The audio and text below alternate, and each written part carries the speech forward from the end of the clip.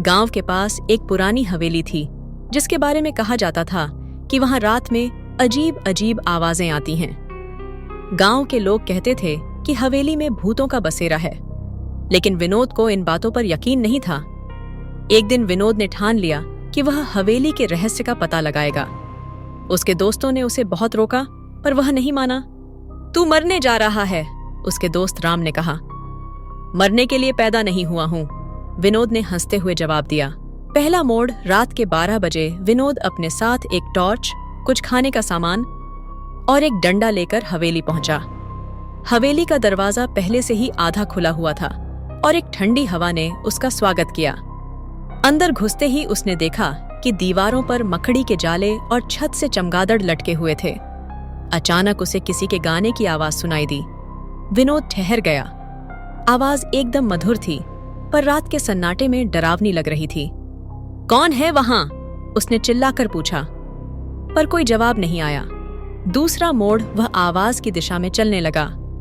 चलते चलते उसे एक पुराना पियानो दिखा। पियानो की कुंजियां अपने आप बज रही थीं। विनोद ने साहस दिखाया और पियानो को हाथ लगाया। तभी अचानक एक चेहरा उसके सामने आया। वह डर से चिल्ला पड़ा, लेकिन चेहरा गायब हो गया।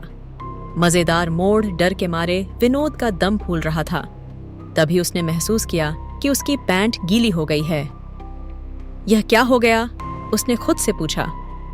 तभी पीछे से आवाज आई, भाई तुम्हारे पास तो हिम्मत भी नहीं है, फिर यहां क्या करने आए हो?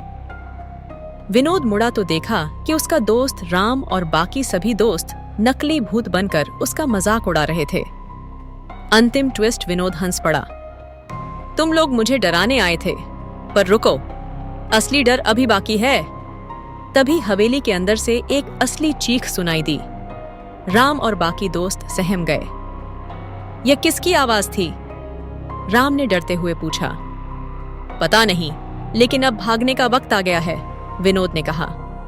सबने दौड़ लगाई, पर हवेली का दरवाजा अचानक बंद हो गया।